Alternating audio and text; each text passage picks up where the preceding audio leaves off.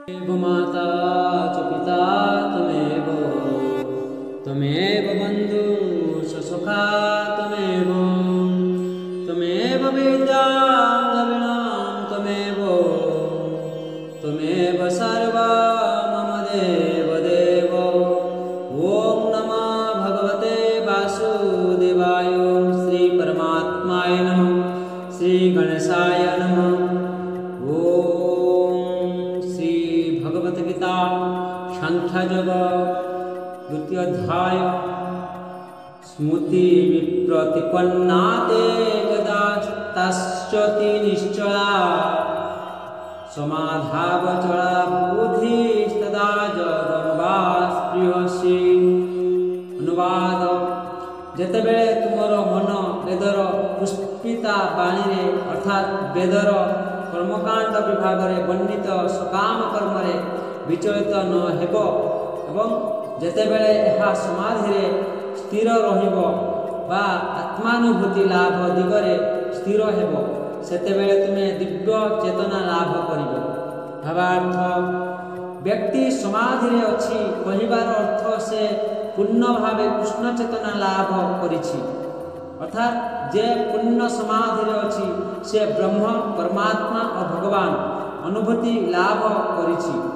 आत्मानुभूतिर सर्वोच्च सिद्धा अवस्था है निजर स्वरूप स्थिति को बुझिबा, अर्थात व्यक्ति शाश्वत भाव कृष्णंकर सेवक एवं तार एकमात्र कर्तव्य होछि कृष्ण चेतनारे कर्म करिबा, एकथा बुझी पारिबा। एक कृष्ण चेतनशील व्यक्ति बा कृष्णंकर जड़े एकांत भक्त केबे हेले वेदर पुष्पिता बाणी रे अर्थात वेदर कर्मकांड विभाग में वर्णित सकाम कर्म विचलित हेब नाही।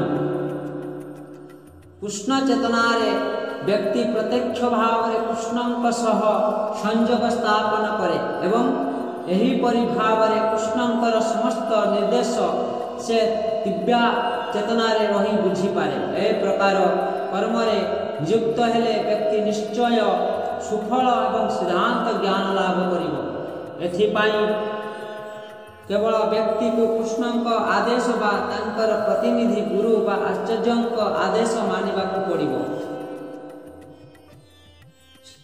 अर्जुनवाच स्थितोपज्ञस्य का भाषा समाधिस्तस्य केशव, स्थितधि किं प्रभासेत किमासीत वज्रेत किम।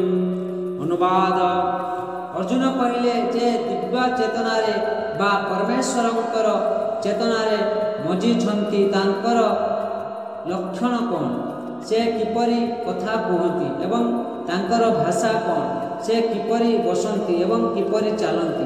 भावार्थ, प्रत्येक व्यक्तिर स्थिति अनुजाई तार किछि लक्षण अछि।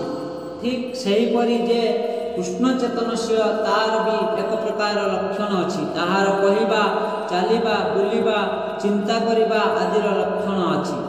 जेपरि धनी लोकर एक प्रकार लक्षण अछि जोथिरु से धनी लोक बोली जना पड़े, किंबा जेपरि ज्ञानी लोकर केतेक लक्षण अछि सेहीपरि जे दिव्य चेतना रे बा कृष्ण चेतना रे अछंती तांकर सेहीपरि किछि लक्षण अछि। तांकर चाली चलन व्यवहार आदि स्वतंत्र लक्षण अछि। भगवत गीतारु तांकर लक्षण संबंध रे जणा जाय। सबुठारु अधिक गुरुत्वपूर्ण लक्षण होछि कृष्ण चेतनशील व्यक्ति किपरि कथा कहे, कारण लोकर प्रधान गुण बा लक्षण हैला तार कथा।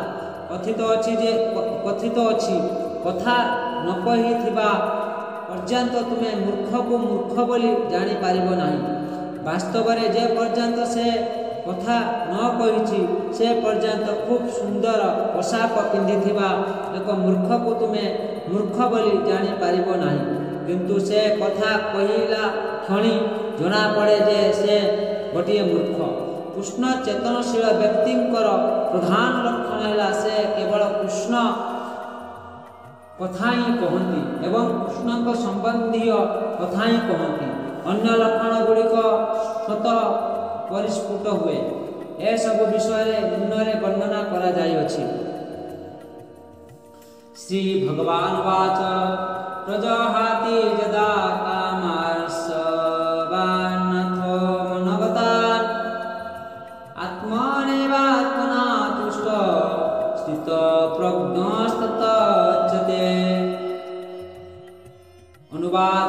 ଶ୍ରୀ ଭଗବାନ କହନ୍ତି, ହେ ପାର୍ଥ, ଯେତେବେଳେ ବ୍ୟକ୍ତି ମାନସିକ କଳ୍ପନାରୁ ସମ୍ଭୂତ ସମସ୍ତ ପ୍ରକାର ଇନ୍ଦ୍ରିୟ ଭୋଗ ଲାଳସା ତ୍ୟାଗ କରେ ଏବଂ ଯେତେବେଳେ ତାର ମନ ଆତ୍ମାରେ ଆନନ୍ଦ ଲାଭ କରେ, ସେତେବେଳେ ତାର ଆତ୍ମା ଶୁଦ୍ଧ ଦିବ୍ୟ ଚେତନାରେ ଅଛି ବୋଲି କୁହାଯାଏ।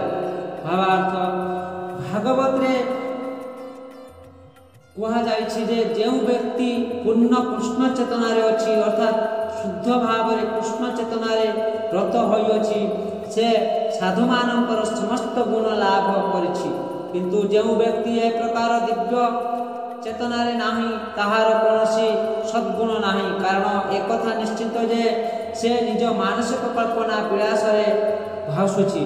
ସେଇଥି ଯୋଗୁଁ ଏଠାରେ ପରିଷ୍କାର ଭାବରେ କୁହାଯାଇଛି ଯେ ବ୍ୟକ୍ତିକୁ ମାନସିକ କଳ୍ପନା ସମ୍ଭୂତ ସମସ୍ତ ପ୍ରକାର ଇନ୍ଦ୍ରିୟ ଭୋଗ ଲାଳସା ତ୍ୟାଗ କରିବାକୁ ହେବ।